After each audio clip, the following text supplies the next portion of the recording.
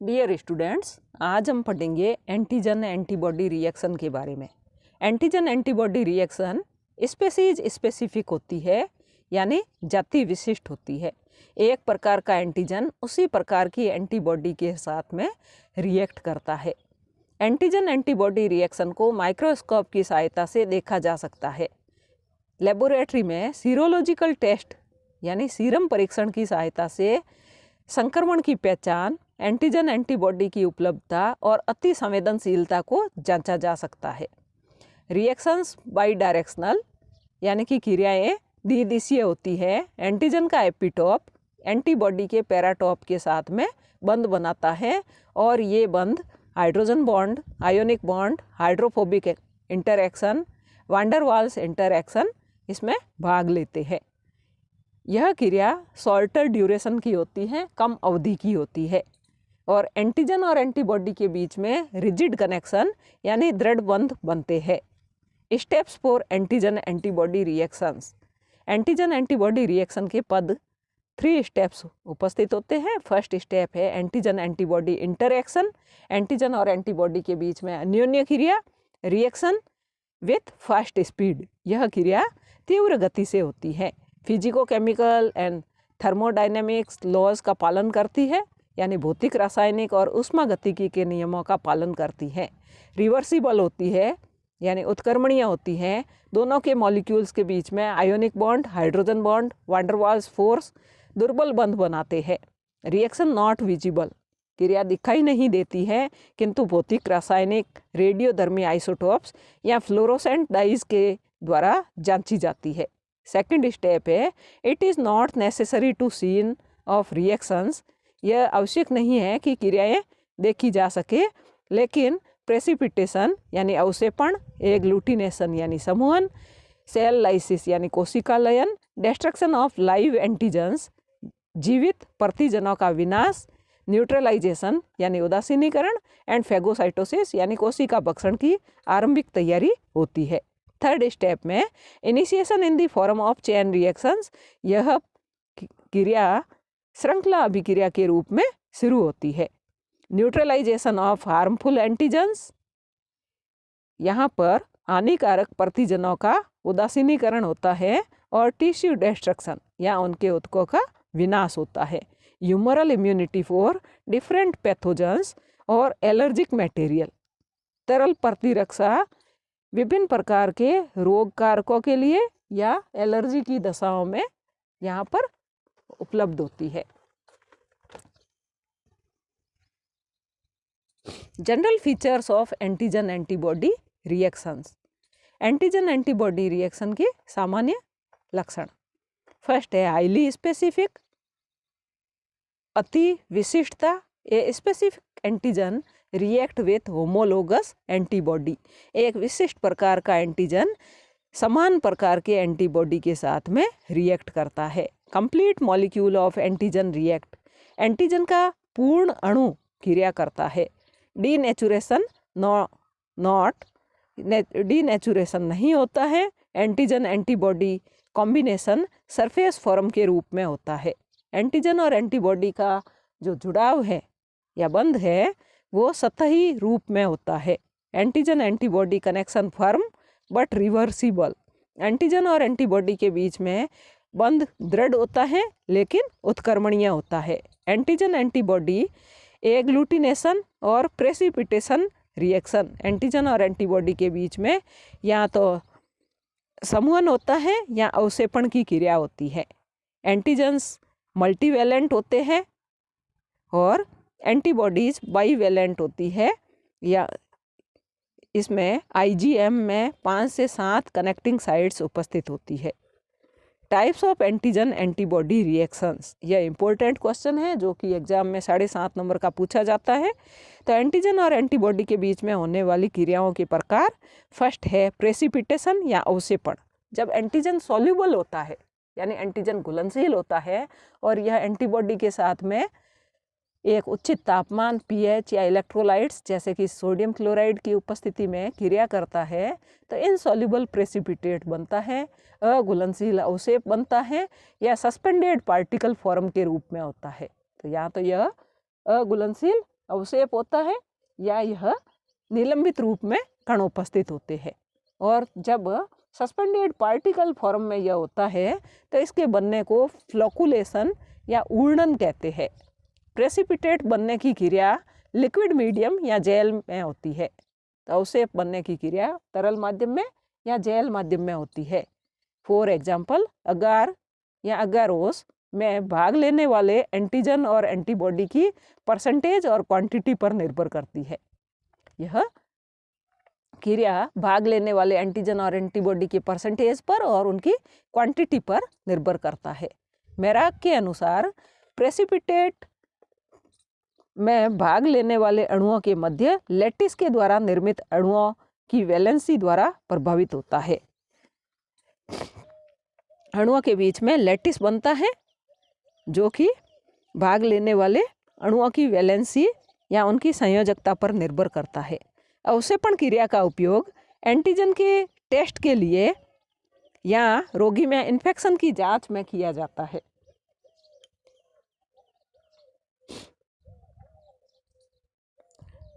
यहाँ पर lattice formation का इस डायग्राम में दिखाया गया है।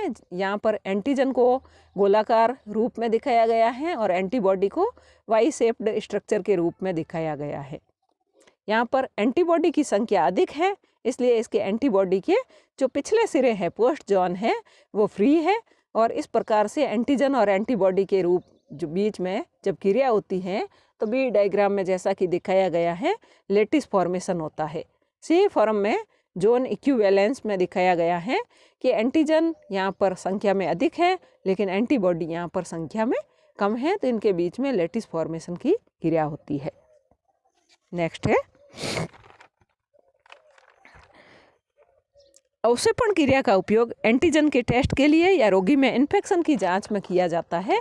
यह test blood, semen, food poisoning आदि के स्टेज में किया जाता है।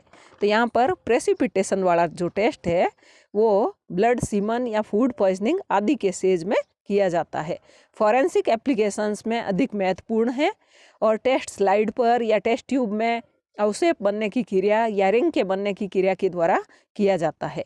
लिक्विड मीडियम की अपेक्षा जेल मीडियम में बना अवशेप अधिक स्थायी व स्पष्ट होता है और इसको इम्यूनो डिफ्यूजन कहते हैं।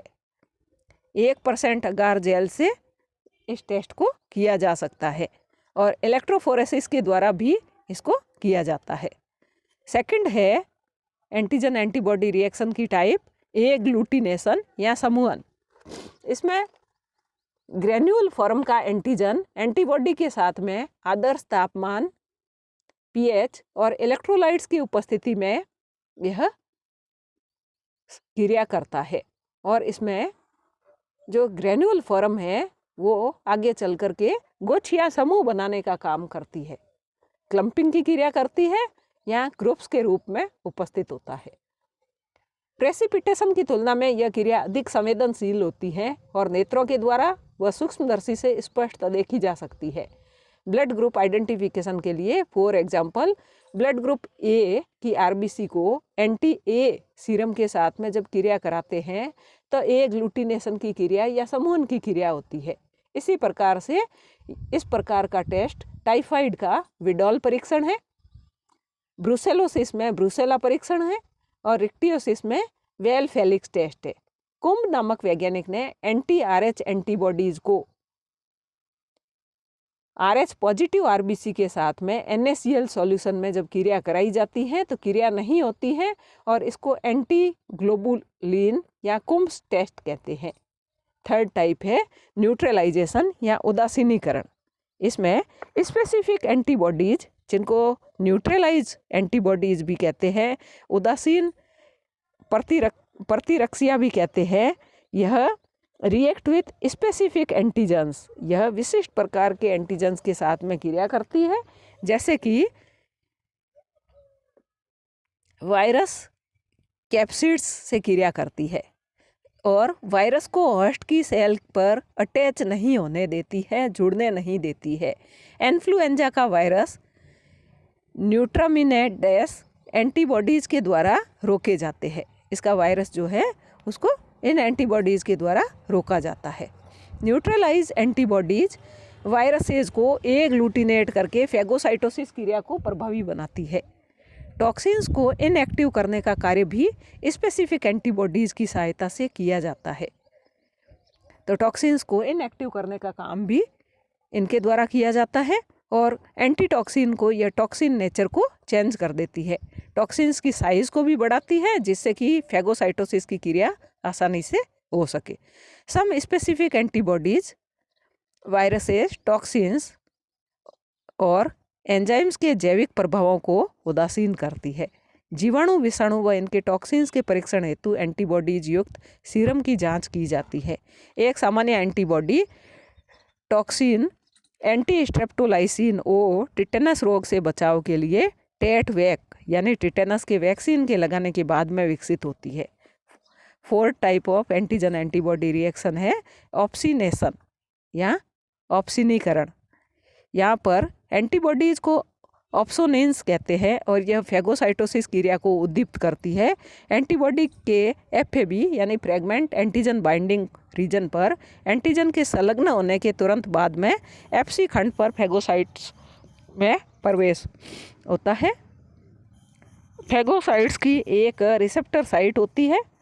For example, antibodies bacterial capsule के एम प्रोटीन से क्रिया करती है, अतः अतिशीघ्र फेगोसाइटोसिस की क्रिया संपन्न होती है। जैसा कि स्ट्रेप्टोकोकस न्यूमोनी बैक्टीरिया पर एंटीबॉडी इसी प्रकार से क्रिया करती है। नेक्स्ट है कॉम्प्लीमेंट सिस्टम। कॉम्प्लीमेंट या पूरक तंत्र ह्यूमन सीरम में कारकों का विशिष्ट तंत्र पाया जाता है और एंटीबॉडी क्रियाओं द्वारा सक्रिय होकर के अनेक जैविक कार्यों का निष्पादन किया जाता है। कुछ antibodies bacteria lysis, bacteria destruction और ब्लड लाइसिस जैसी रिएक्शंस को शुरू करने के लिए हीट लेबाइल कारक या कॉम्प्लीमेंट की आवश्यकता होती है। कुछ रिएक्शंस को शुरू करने के लिए कॉम्प्लीमेंट की आवश्यकता होती है। बॉडेट एंड गैंगॉन ने कॉम्प्लीमेंट फिक्सेशन टेस्ट की खोज की जिसमें ब्लड के मिलाने पर सेंसिटिव सीरोलॉजिकल रिएक्शंस होती हैं। सिफिलिस डिजीज का टेस्ट इसी के द्वारा किया जाता है, कॉम्प्लीमेंट सिस्टम के द्वारा किया जाता है।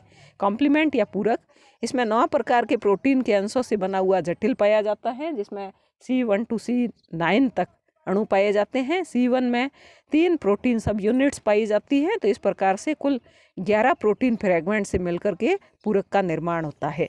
अलग अलग जातियों में कार्बन के घटक अलग अलग होते हैं, लेकिन एक जाति व दूसरी जाति में एंटर होने के बाद भी एक्टिव रहते हैं। तो अलग अलग जातियों में कार्बन घटक अलग अलग होते हैं, लेकिन जब यह एक जाति से दूसरी जाति में प्रवेश करते हैं तो उसके बाद में भी ये एक्टिव रहते हैं। Human complement protein forms 10% part of serum globulin. मनुष्य का जो पूरक प्रोटीन है यह सीरम ग्लोबुलिन का 10% भाग बनाता है। Complement protein denatured on high temperature या उच्च ताप पर डीनेचर्ड या अपघटित हो जाता है, विकृत हो जाता है। Complement protein denatured outside the body on normal temperature, यह शरीर से बाहर सामान्य तापक्रम पर भी विकृत हो जाता है। और ब्लड सीरम को जब 56 डिग्री सेल्सियस पर 30 मिनट्स के लिए रखते हैं तो यह इसमें डीनेचर्ड स्लोली, विकृति इसमें धीमी गति से होती है। कॉम्प्लीमेंट सिस्टम बॉडी में इनएक्टिव फॉर्म में होता है, लेकिन एंटीजन एंटीबॉडी क्रिया होने पर स्पेसिफिक चेंड स्टेजेज में क्रिया करता है। शरीर में तो इनएक्टिव होता है, लेकिन जब एंटीजन एंटीबॉडी की क्रिया होती है तो यह स्पेसिफिक चेन स्टेजेज में जाकर के क्रिया करता है। अनेक जैविक रूप से सक्रिय बाई प्रोडक्ट्स रक्षात्मक क्रियाओं को बढ़ाते हैं एवं इन्फ्लेमेशन को प्रोत्साहित करते हैं।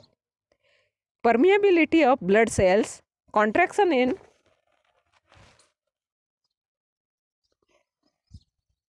मसल्स, WBC में कीमोटैक्सिस या रसायनुचलन, उदासीनीकरण, न्यूट्रलाइजेशन ऑफ वैक्सीन्स यानी कि टीकों का उदासीनीकरण, टॉक्सिन्स को इनएक्टिव और release of histamine from mast cells, ये सारी की सारी जो क्रियाएं हैं वो कॉम्प्लीमेंट सिस्टम की सहायता से की जाती है। Gram negative bacteria and fungus diseases के लिए यह अधिक उपयोगी होता है, कवक के द्वारा होने वाले रोगों में अधिक उपयोगी होता है। कॉम्प्लीमेंट प्रोटीन जो कि ग्राम नेगेटिव बैक्टीरिया और फंगस के इन्फेक्शन के द्वारा बॉडी वॉल में चेंजेज करके सेंसिटिव बना देता है। तो कॉम्प्लीमेंट प्रोटीन जो है वो बैक्टीरिया और फंगस के बॉडी वॉल में परिवर्तन करके इनको सेंसिटिव बना देता है। कॉम्प्लीमेंट मैक्रोफेज सेल्स से लाइसोजाइम मुक्ति हेतु क्रिया करता है, जो कि जीवाणु की बॉडी वॉल को डिग्रेडेड कर देता है या उसका विनाश कर देता है। लास्ट है एंटीबॉडी एंटीजन एंटीबॉडी रिएक्शन का लास्ट टाइप है फैगोसाइटोसिस या भक्षाणुनाशन। मैक्रोफेज कोशिकाएं लिम्फ ग्लैंड्स में पाई जाती हैं और स्प्लीन में पाई जाती है। ये ब्लड के साथ में शरीर के विभिन्न भागों में पहुंचती है और एंटीजन एंट्रेंस के बाद में या एंटीजन प्रतिजन के प्रवेश के बाद में सक्रिय हो जाती है। मैक्रोफेज कोशिकाएं एंटीजन के साथ में क्रिया करती है और इसमें वेसिकल लाइक स्ट्रक्चर बनती है, यानी थैलीनुमा संरचना बनती है जो कि एंटीजन को घेर लेती है। और इस संरचना के साथ में जब प्रोटोलाइसोसोम जुड़ता है, जिसमें कि हाइड्रोलाइटिक एंजाइम्स होते हैं, यह जुड़ता है तो पिनोसाइटिक वेसिकल और प्रोटोलाइसोसोम जो है यह मिलकर के फैगोलाइसोसोम बनाते हैं, जिसमें कि प्रतिजन को डाइजेस्ट किया जाता है और कुछ भाग जो है वो अनडाइजेस्टेड रह जाता है, जो कि पार्टिकल्स या कणों के रूप में मुक्त किया जाता है, जिसको कि कोशिका द्रव्य के द्वारा अवशोषित कर लिया जाता है। तो इसमें मैक्रोफेज कोशिका जो है या फैगोसाइटोसिस की क्रिया जो है वो डेंड्रिटिक फॉलिकल सेल्स की सहायता से की जाती है। या लिम्फ नोड्स और गोनेट्स में स्पेसिफिक प्रकार की कोशिकाएं पाई जाती हैं, जिनको डेंड्रिटिक सेल्स कहते हैं। यह लंबी होती हैं, इंटरविनिंग फाइबर्स पाए जाते हैं इसमें, और एंटीजन को सतह पर पकड़े रखती है, लेकिन एंडोसाइटोसिस और डीनेचुरेशन और डाइजेशन नहीं करते हैं। जैसा कि डायग्राम में बताया गया है, इसमें एंटीजन पार्टिकल्स इसकी सतह पर हैं, इसमें बड़े आकार का केंद्रक उपस्थित है और इसमें डेंड्रिटिक प्रोसेसेज उपस्थित है। इसके पीछे जो था डायग्राम जिसमें फैगोसाइटोसिस की क्रिया को दिखाया गया था, इसमें बैक्टीरिया जो है वो मैक्रोफेज की कांटेक्ट में आता है और इसकी सतह पर जुड़ जाता है। मेम्ब्रेन जो है इसकी झिल्ली एक्टिवेट होती है और इस बैक्टीरिया को अपने अंदर ले लेती है। इसके अंदर की साइड में फैगोसाइटिक वैक्यूल बनती है, जिसको फैगोसोम कहते हैं, और इसके साथ में लाइसोसोम भी जुड़ जाता है। तो फैगोलाइसोसोम का निर्माण होता है, जिसमें कि लाइसोसोम के हाइड्रोलाइटिक एंजाइम भी इसके साथ में जुड़ते हैं और डिस्ट्रक्शन ऑफ इंजेस्टेड माइक्रोब्स और इसमें अंतर्ग्रहित सूक्ष्म जीवों का विनाश होता है और ईजेशन ऑफ वेस्ट मटेरियल, जो बचा हुआ अपशिष्ट पदार्थ है, उसकी मुक्ति होती है। इसी प्रकार से पीछे जो एक डायग्राम और दिखाया गया था, जिसमें कि इसमें एक ग्लूटिनेशन या समूहन की क्रियाएं दिखाई गई थी। यहाँ पर RH पॉजिटिव एरिथ्रोसाइट से इनकम्प्लीट एंटीबॉडी उपस्थित है। सेकंड जो है B, इसमें इनकम्प्लीट एंटीबॉडी है और यह एंटीबॉडी जो है यह इसके साथ में जाकर के जुड़ती है। तो इसी प्रकार से ये आपस में जुड़ करके एक ग्लूटिनेशन की क्रिया करती है या समूहन की क्रिया करती है। थैंक्स।